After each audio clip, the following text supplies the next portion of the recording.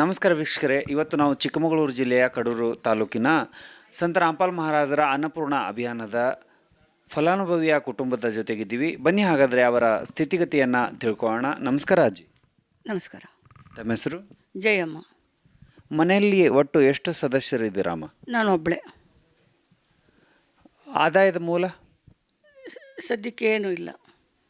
ಏನು ಕೆಲಸ ಮಾಡ್ತೀರಮ್ಮ ನೀವು? ನಾನು ಮೊದಲು ಚೆನ್ನಾಗಿದ್ದೆ, ಅಂಗಡಿ ಮಾಡ್ತಿದ್ದೆ. ಇವಾಗ ಹುಷಾರಿಲ್ದಂಗೆ ಆದಮೇಲೆ ನನಗೆ ಅಂಗಡಿ ಮಾಡೋಕ್ಕಾಗಲಿಲ್ಲ. ಹುಷಾರು ತುಂಬ ಜಾಸ್ತಿ ಕಾಯಿಲೆ ಜಾಸ್ತಿ ಆಗಿಬಿಡ್ತು. ಹಂಗಾಗಿ ನನಗೆ ತುಂಬ ಕಷ್ಟದಲ್ಲಿದ್ದೀನಿ ಇವಾಗ. ಸೊ ಈಗ ಸದ್ಯಕ್ಕೆ ಎಲ್ಲಿದ್ದೀರಾ? ಬಾಡಿಗೆ ಮನೇಲಿದ್ದೀನಿ. ನೀವು ಬಾಡಿಗೆ ಮನೆಯಲ್ಲಿ ಇದ್ದೀರಾ ಅಂತೀರಾ, ಆದಾಯದ ಮೂಲ ಇಲ್ಲ ಅಂತೀರಾ, ಮನೆಯಲ್ಲಿ ನೀವು ಒಬ್ಬರೇ ಇದ್ದೀರಾ ಅಂತೀರಾ. ಸೊ ಬೇರೆ ಸದಸ್ಯರು?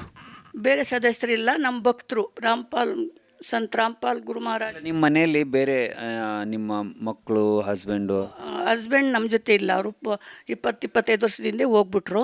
ಹೋದ್ರು ಅಂದರೆ ಬೇರೆ ಒಂದು ಅಮ್ಮನ ಜೊತೆ ಇದ್ದಾರೆ. ಅವ್ರಿಗೂ ನನಗೂ ಕಾಂಟ್ಯಾಕ್ಟ್ ಇಲ್ಲ. ಹಂಗಾಗಿ ನಾನು ಒಬ್ಬಳೇ ಇದ್ದೀನಿ ಇವಾಗ. ಒಬ್ಬಳು ಮಗಳು ಮದುವೆ ಮಾಡಿಕೊಟ್ಟಿದ್ದೀವಿ. ಅವ್ರ ಮಕ್ಕಳು ಅವರೆಲ್ಲ ಇದ್ದಾರೆ. ಅವ್ರ ಭಗತರು ಜಗತ್ರವರು, ಅವರು ನನಗೆ ಸೇರಲ್ಲ. ಅದಕ್ಕೆ ನಾನು ಅವ್ರ ಜೊತೇಲಿ ಇಲ್ಲ. ಒಬ್ಬರೇ ಇರೋದು ಮಗಳು.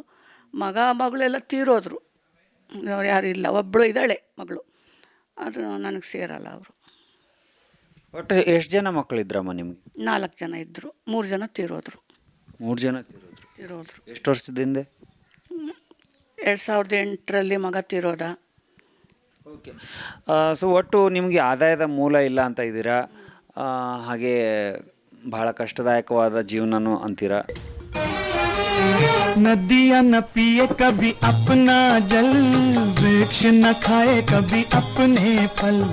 नदियाँ न पिए कभी अपना जल, वृक्ष न खाए कभी अपने फल.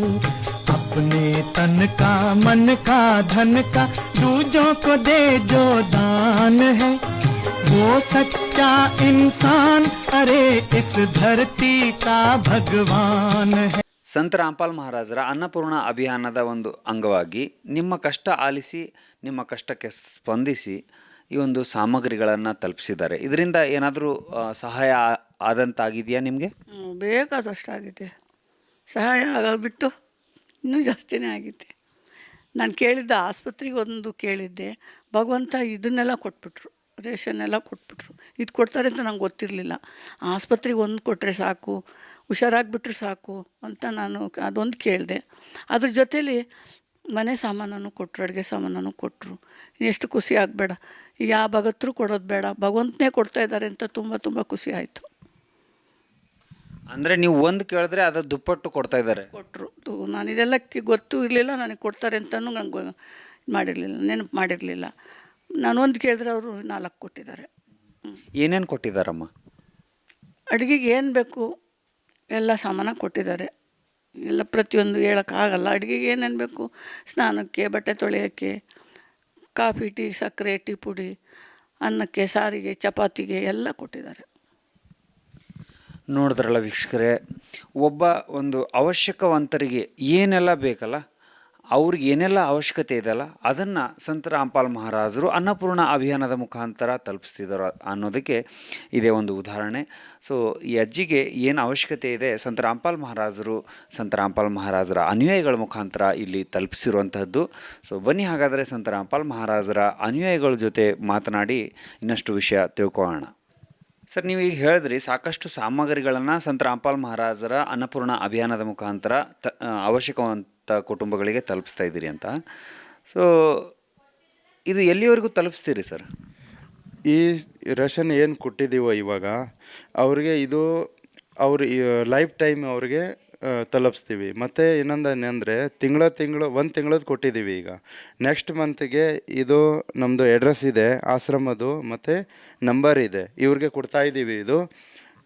ಇವರು 2 ದಿನ ಮುಂಚೆ ಈ ನಂಬರ್ಗೆ ಫೋನ್ ಮಾಡಬೇಕು. ತೊಗೊಳ್ರಿ ಅಮ್ಮ, ಈ ನಂಬರ್ ಕೊಟ್ಟಿದ್ದೀವಿ, ಇದು 2 ನಂಬರ್ ಇದೆ ಇದ್ರಾಗೆ. ಈ ನಂಬರ್ಗೆ ಫೋನ್ ಮಾಡಿದ್ರೆ ಅವ್ರಿಗೆ 2 ದಿನ ಮುಂಚೆದಾಗ ಇನ್ಫಾರ್ಮ್ ಮಾಡಬೇಕು. ಅವ್ರಿಗೆ ಮತ್ತೆ ತೊಗೊಂಬಂದು ಕೊಡ್ತೀವಿ.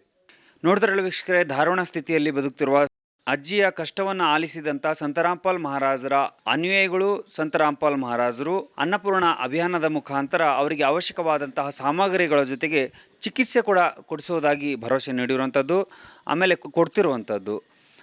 ಇಡೀ ವಿಶ್ವದಲ್ಲಿ ಈ ರೀತಿಯ ಕಾರ್ಯ ಮಾಡ್ತಿರುವ ಸಂತ ಶಿರೋಮಣಿ ಆಗಿರ್ತಕ್ಕಂಥ ಸಂತ ರಾಮ್ಪಾಲ್ ಮಹಾರಾಜರಿಗೆ ನಮ್ಮದೊಂದು ಪ್ರಣಾಮ ಅಂತ ಹೇಳ್ತಾ, ಯಾವಾಗ ಧರ್ಮದ ನಾಶ ಆಗುತ್ತೋ ಅವಾಗವಾಗ ಧರ್ಮ ರಕ್ಷಕರು ಮಹಾನ್ ಸಂತರು ಹುಟ್ಟಿ ಬರ್ತಾರೆ, ಅವತಾರ ತಾಳ್ತಾರೆ, ಅವತಾರ ಪುರುಷರು ಅಂತ ಕೇಳಿದ್ವಿ. ಈಗ ನಮ್ಮ ಕಣ್ಣೆದುರು ಆ ರೀತಿ ನಡೀತಾ ಇರುವಂಥದ್ದು ಬಹಳ ಆನಂದದಾಯಕವಾಗಿ ಅನಿಸುತ್ತೆ. ಸೊ ಇದೇ ರೀತಿಯ ವಿಡಿಯೋ ಒಂದಿಗೆ ಮತ್ತೆ ಸಿಗೋಣ. ನಮಸ್ಕಾರ ವೀಕ್ಷಕರೇ.